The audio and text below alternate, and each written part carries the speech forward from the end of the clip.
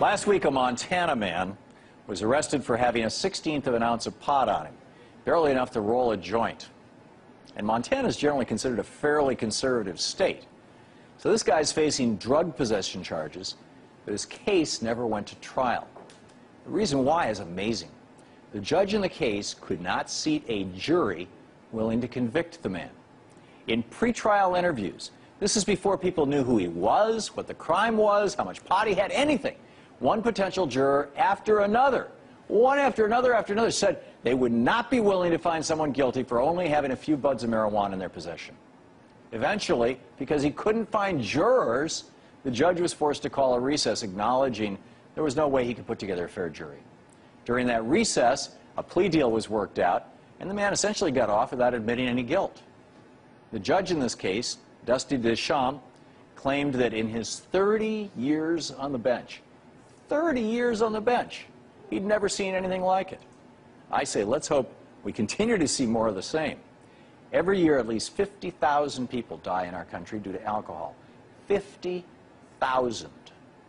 In the history of our nation, and even the 200 years before we officially became the United States of America, a nation, you know how many people died from a dose of marijuana, or an overdose, or a massive dose? Zero. 500 years on this continent, not a single person, and tens of thousands of years before that, Native Americans. Nobody has ever died from pot. We have this bizarre double standard in our country that we have legalized and even embraced to a certain extent the use of alcohol, but we vilify pot and its users. It makes no sense.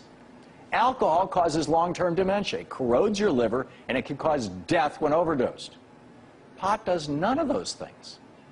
It may affect your short-term memory, but only while you're high.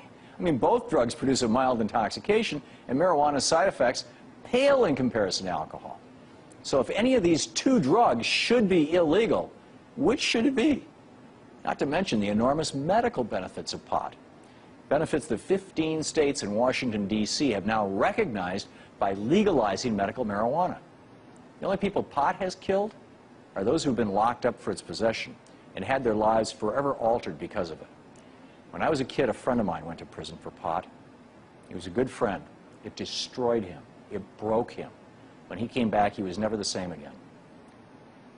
2 grams, and then our criminal justice system ruins your life.